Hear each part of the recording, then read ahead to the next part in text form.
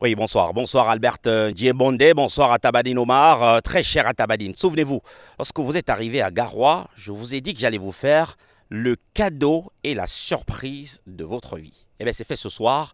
Je vous l'offre grandeur nature. C'est le jardin zoologique de Garoua.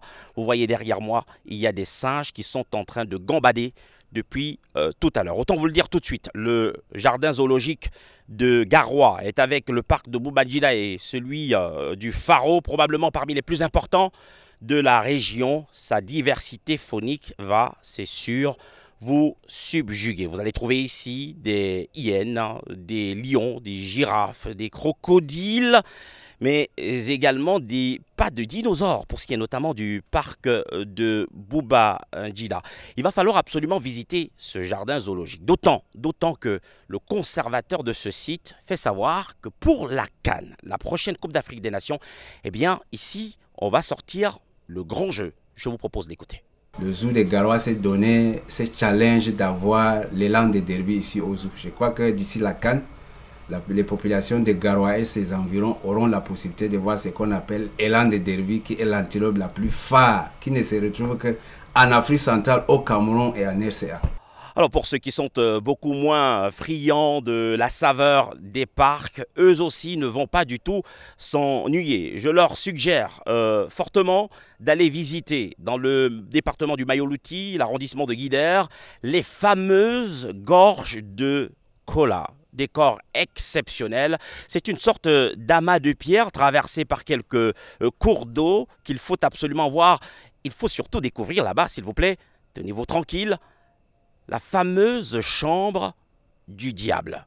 Rien de bien dangereux avec cette chambre du diable des gorges de Kola. Pour ceux qui souhaitent aller au-delà de la région du Nord pendant la CAN, eh bien je vous conduis tout de suite à la porte d'à côté. C'est celle qui nous mène tout droit à la région de l'Adamawa, la ville de Ngaoundéré où nous attend depuis tout à l'heure Mohamed Ibrahim Abbassi qui a quelques merveilles de la nature à partager avec nous. Ibrahim, bonsoir, c'est à vous.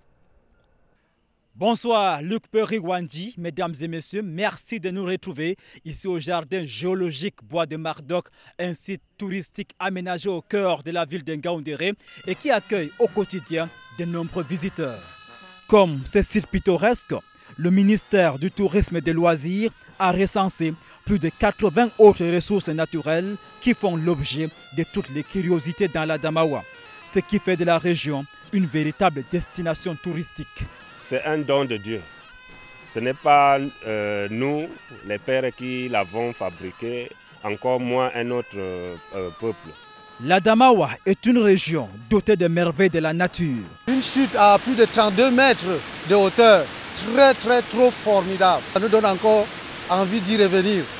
Les chutes de Tello dans la Vina, le mont Djumbal dans le Mayo-Bagno, les chutes de Lancrenon dans l'Ombéré, le mont Djim dans le Faro de Yo, ou encore le lac Paniéré dans le Djerem sont aussi à visiter. La région de l'Adamawa, c'est aussi des paysages extraordinaires, avec un climat relativement doux qu'il importe de découvrir à tout prix, si besoin, à tous les prix, lors de la CAN Total Énergie Cameroun 2021.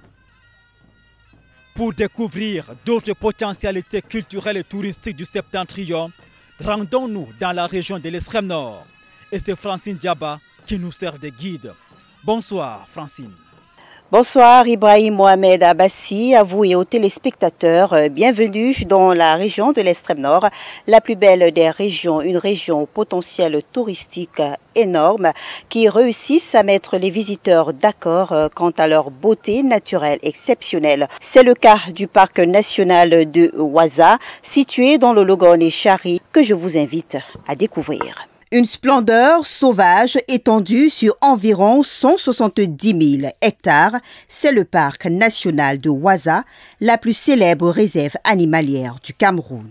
Naturel et riche, le parc national de Ouaza est un lieu d'accueil d'importantes colonies de différentes sortes d'oiseaux. L'on dénombre plus de 300 espèces. Un grand nombre de mammifères vit dans cette biosphère de savane herbeuse parsemée par des ligneux et dominée par les graminées. Pour le confort des visiteurs amoureux de la nature, un campement de Boukarou est hissé sur une colline en face du parc. Une partie de celui-ci donne une vue d'ensemble magnifique sur la savane. La splendeur de son paysage, la diversité faunique et les visites régulières des touristes nationaux et internationaux justifient en grande partie la réputation du parc national de Ouaza. Depuis 1982, il est élevé au rang de réserve de la biosphère de l'UNESCO. Atta Badine Oumar, Albert Djem Bondé, à vous l'antenne.